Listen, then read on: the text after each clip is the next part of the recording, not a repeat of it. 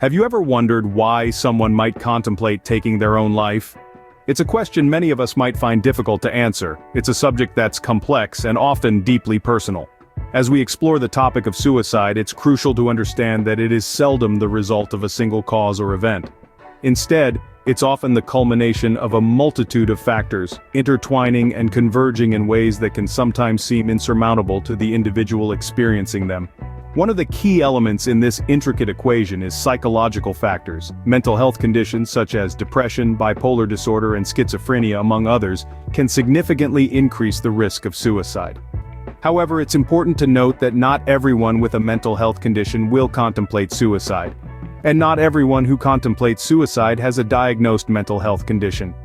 The relationship between mental health and suicide is complex and multidimensional. Next, we have social factors.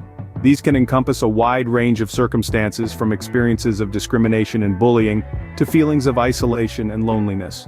Social factors can also include life events that cause significant distress, such as the loss of a loved one, job loss, or relationship breakdown. Cultural factors play a role as well. Societal norms and beliefs can influence how an individual perceives their experiences and the world around them. In some cultures, talking about mental health and suicide is taboo, which can hinder the seeking of help and support. Understanding these factors and their interplay is crucial in suicide prevention. It aids in recognizing the signs, in providing the necessary support, and in fostering an environment where individuals feel seen, heard, and understood. Prevention is not just about intervention at the point of crisis, but also about creating supportive, inclusive communities, promoting mental health, and ensuring access to care for all.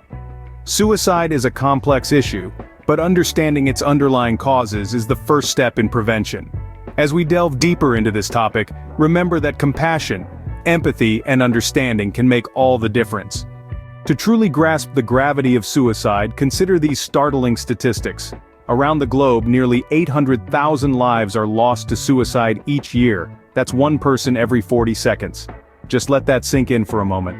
Every 40 seconds, someone somewhere in the world takes their own life. Suicide is no respecter of age, race, or socioeconomic status. It's a global phenomenon that affects every demographic, from the rich and famous to the homeless and destitute. However, certain groups are particularly vulnerable. Young people, for instance, are disproportionately affected. Tragically, suicide is the second leading cause of death among those aged 15 to 29. The elderly are also at a high risk.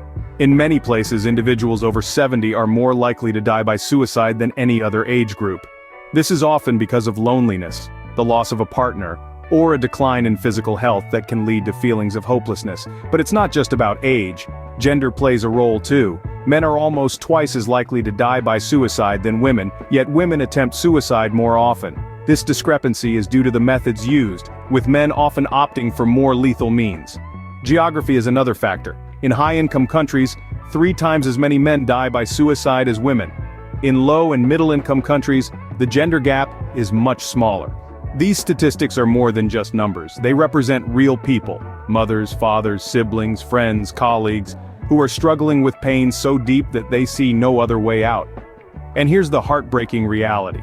For each person who dies by suicide, there are many more people who attempt it. In fact, for every suicide, there are likely to be more than 20 suicide attempts. These figures underscore the urgent need for effective suicide prevention strategies. So, what can society do to help prevent suicides? Let's delve into that. Society plays a pivotal role in suicide prevention, and it all begins with mental health awareness. We need to foster an environment where mental health is as openly discussed as physical health. This openness can pave the way for those struggling to feel more comfortable seeking the help they need. Access to professional help is another cornerstone. Society must strive to make mental health services easily accessible and affordable for everyone, regardless of their financial circumstances. Equally important is eradicating the stigma associated with seeking help. Let's normalize conversations about mental health and encourage those around us to reach out when they're feeling low. Lastly, supportive relationships and community connections can serve as lifelines. The sense of belonging, of being understood and accepted, can often make all the difference. Everyone has a role to play in suicide prevention. It starts with understanding and compassion,